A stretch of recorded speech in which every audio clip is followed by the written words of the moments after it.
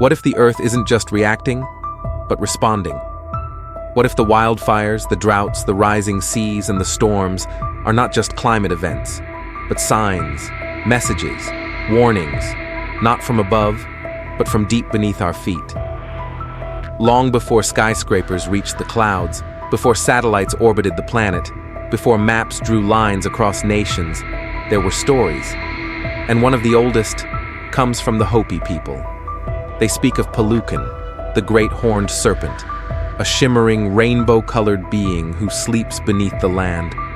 Not a monster, not a myth, but a guardian. Palucan is said to dwell in springs, rivers, underground caverns. Anywhere water flows, life follows. It is the spirit of rain, fertility, and healing. But Palucan is not just gentle. It is also the keeper of balance. In the sacred teachings of the Hopi, when humans live in harmony, when they honor the waters, the land, and the spirit, Palucan sleeps peacefully. The rains come, the crops grow, the people thrive. But when that harmony is broken, when rivers are poisoned, when greed replaces gratitude, when ceremony is forgotten, Palucan stirs. And when it rises, it does not do so out of anger, but necessity, to cleanse, to correct, to remind us that the earth is not a dead rock, but a living being. Today, we face record heat, crumbling ecosystems, flooded coastlines, fires devouring sacred lands, and beneath it all, a silence, like something ancient is watching, waiting. What if we've gone too far? What if this isn't the beginning of the end, but the beginning of the correction? Some call these legends, others call them prophecy. But the Hopi never stopped listening. They knew that when we forget who we are, the earth remembers. Palucan is not a tale to entertain children. It is a presence, a force, a sacred serpent sleeping beneath our modern world until the balance is broken. And now, it may be waking up. In the next part of this journey, we'll dive deeper into who Palucan is, what it represents, and why ancient indigenous wisdom may hold the answers we've forgotten in our race toward progress. But first, ask yourself this. If the earth is alive, what does it dream of when it sleeps? And what happens when it wakes? Palucan is no ordinary creature. In the sacred cosmology of the Hopi people, this great horned serpent is a being of immense power and purpose. Crowned with spiraled horns, cloaked in the shimmering hues of the rainbow, Palucan lives at the threshold, between water and fire, above and below, life and death. It is a being of balance, not merely a symbol, but a living force, the Earth's ancient intelligence made manifest. When Palucan sleeps, the waters are calm. When Palucan stirs, the world shifts. To the Hopi, Palucan is both a healer and a harbinger. It brings rain in times of drought. It nourishes crops. It helps restore fertility to the land. But Palucan is also the Earth's immune system. And like the body, when imbalance grows too great, the immune system responds. Floods, earthquakes, diseases, storms that seem to come from nowhere. To the Western mind, these are disasters. But to the Hopi, these are corrections. Palucan doesn't punish, it restores. It reminds us that every choice we make has weight. Every act of pollution, every forgotten prayer. Each one is a thread unraveling the sacred fabric of balance. Palucan has many names across indigenous cultures. The Cherokee speak of Uktana, the horned serpent of vision and power. The Aztecs honored Quetzalcoatl, the feathered serpent of wisdom. The Aborigines of Australia speak of the rainbow serpent, guardian of creation. Different names, same energy, a universal presence recognized by those who still listen to the earth. The message is consistent. When the sacred is forgotten, the serpent rises. But Palucan does not rise to destroy. It rises to remind. It is the breath in the wind, the pulse in the soil, the whisper in the rain. In Hopi tradition, Palucan is honored through ceremonies, rituals meant to keep the balance. The snake dance, for example, is not just spectacle. It is a sacred negotiation. Dancers hold live snakes, messengers to the underworld, as they pray for rain, fertility, and peace. These acts are more than ancient tradition. They are living technologies, spiritual tools that align human consciousness with the earth's rhythms. But in the modern world, we have forgotten these songs. We have replaced reverence with convenience, silence with noise, gratitude with consumption. And now, Palucan begins to stir. This isn't mythology, it's memory. The earth remembers how things used to be, and so the serpent rises, not with vengeance, but with sacred urgency. What if time doesn't move in a straight line, but in a circle? To the Hopi, history unfolds not as a chain of progress, but as a spiral of worlds, each one born, destroyed, and reborn again. They teach that we are now living in the fourth world, a world teetering on the edge of collapse. But collapse doesn't mean the end. It means transition. And whenever a world ends, Palucan, the great horned serpent, plays a role. You see, Palucan is not just a guardian of water, it is the keeper of endings and beginnings. Its movements mark the turning of cosmic pages. In Hopi prophecy, the fourth world ends not with a bang, but with a forgetting of who we are, why we are here, and how to live in balance with the earth. Sound familiar? Look around. We are wealthy in material things, but starved of spirit. We race for power, for speed, for control, but forget to listen, to honor, to feel. And when the balance tips too far, Palucan stirs. Not to destroy, but to cleanse. Floods may come, fires may rage, the ground may quake beneath our feet. But these are not punishments, they are purifications. In one ancient Hopi prophecy, it is said, "When the earth is dying, there will be dragons in the waters and fire in the sky.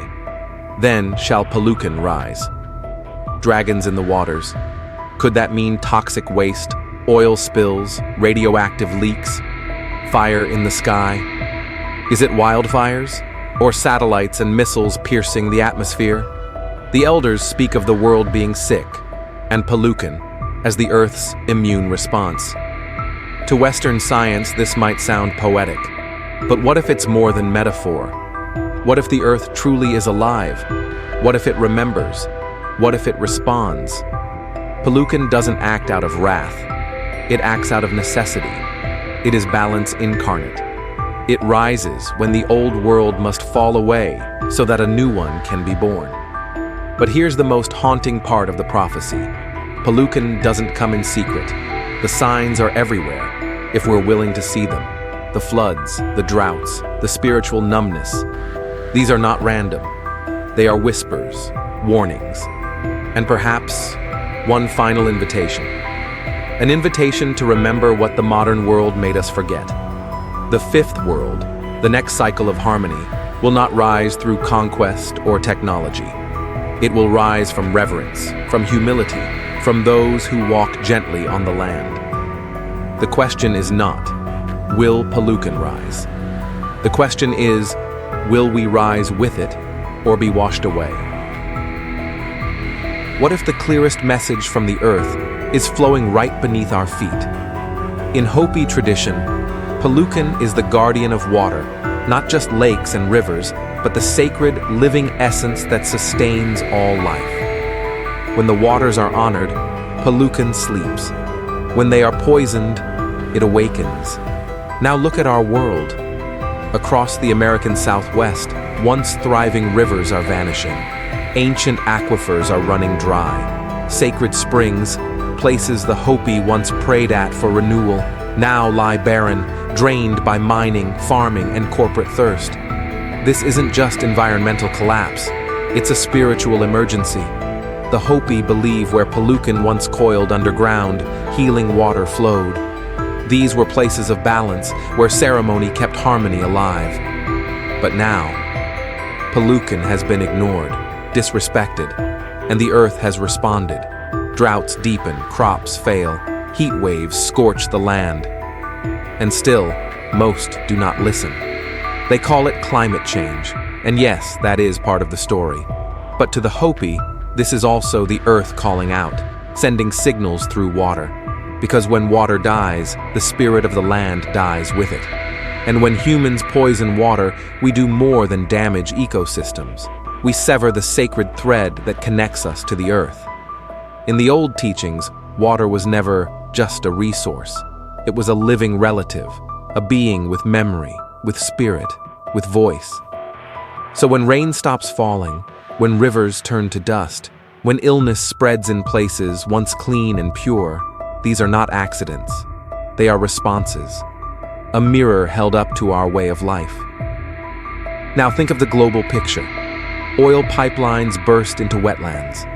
Mercury and arsenic flow from gold mines into mountain streams. Plastic chokes the veins of the oceans, and water, once pure, becomes poison. What if all of this is what stirs Palucan? Not vengeance, but a call for correction. The Hopi elders say, Palucan rises not to destroy, but to restore what we have forgotten. You see, water remembers. It remembers prayers. It remembers songs. It remembers when we treated it as sacred. And it also remembers when we stopped. So the storms grow louder, the floods more fierce, the droughts more devastating. Not as punishment, but as awakening. If we are to survive, we must listen. Not just with ears, but with hearts. The answer isn't only in technology or policy. It's in how we relate to the earth. Do we see water as profit or as life? Do we take and take, or do we offer thanks? Because if Palucan rises through water, perhaps it is through water that we must respond. Not with fear, but with reverence. What if the storms, the floods, the quakes weren't random at all? What if they were signs that the earth is responding? In Hopi prophecy, time is not a straight line. It moves in cycles, vast worlds that rise, fall, and rise again. Each world ends not with an apocalypse, but with a cleansing, a sacred correction when humans stray too far from the ways of harmony. We are now, they say, in the fourth world, and this world is unraveling. Greed has replaced gratitude. Noise has drowned out silence. Technology has eclipsed ceremony. And somewhere deep beneath the surface, Palucan stirs. This sacred horned serpent isn't a monster. It is the Earth's ancient immune system, awakened by imbalance, not to punish, but to purify. When the Earth is dying, the elders say, there will be dragons in the waters and fire in the sky. Then shall Palucan rise. These dragons are not fairy tales. They are oil spills, toxic chemicals, nuclear waste dumped into sacred rivers, factories belching smoke into skies once clean. This is what calls the serpent, pollution as prophecy. The signs are already here. Massive wildfires devouring ancient forests. Once mighty rivers reduced to trickles. Superstorms battering coastlines from every direction. Strange illnesses spreading through air, land, and sea. To scientists, these are environmental crises. To the Hopi, they are the movements of Palucan. The serpent is not evil. It is a force of cosmic balance. When we forget to walk humbly, Palucan walks for us, clearing the old, making room for what must come next. In this way, destruction becomes renewal. The fourth world is not ending because of wrath. It's ending because we forgot how to live in right relation with the earth. But there is a fifth world on the horizon, not made of skyscrapers or machines, but of simplicity, of song, of sacred remembering. Those who survive will not be the wealthiest or the strongest. They will be those who remember the old ways, who protect water, who live in balance, who carry reverence in every breath. Palucan clears the path, not with hate, but with sacred fire. So the question is no longer, will it rise? The question is, will we rise with it? Will we listen before the shaking grows louder? Will we remember who we are before the fifth world begins? What if the answer isn't in fighting the storm, but in listening to it? If Palucan is not a monster, but a message, then its awakening is not a curse, but a call to return to reverence, to remember what it means to walk in balance with the land beneath our feet, the waters that give us life, and the sky that watches from above. The Hopi elders never said we could stop the serpent. They said we could walk with it, in respect, in humility, in right relation. So what does that mean? It means restoring ceremony, not just rituals with smoke and feathers, but the sacred rhythm of living consciously. It means honoring water, not as a commodity in a plastic bottle, but as a living being. It means saying enough to corporations that poison sacred springs and governments that treat rivers as property. Water is not for sale. It is life. It is spirit. It is sacred. It means returning to simplicity, not to live in caves, but to live with intention, to reduce what we take, to restore what we've harmed, to teach our children the stories, not found in textbooks, but whispered by the wind, sung by the trees, and remembered by the elders. It means protecting the places where the earth still breathes, the forests, the springs, the ceremonies, the language, the silence. And it means listening deeply to the earth, to the sky, to the quiet voice inside you that still remembers how to pray. Palucan does not rise to destroy, it rises to correct, to strip away the noise, the greed, the lies, until only truth remains. And truth is simple. We are not separate from nature. The earth is not a resource, it is a relative. Progress without spirit is not progress, and survival without soul is not life. In the Hopi prophecy, the fifth world will not rise through conquest, but through rebirth. It will be built by those who carry water with gratitude, who plant seeds with prayers, who walk gently and remember that every step is a ceremony. This is not just a legend, this is a choice, your choice. Will you cling to the old world, built on steel and silence, or will you help shape the new one with your voice, your actions, your reverence? The serpent stirs. The earth is speaking. Are you listening? Thank you for walking this path with us. If this message stirred something within you, like, share, and subscribe. Let the story of Palucan spread. Let it awaken others. Let it keep the flame alive. And as we enter the unknown, walk in beauty.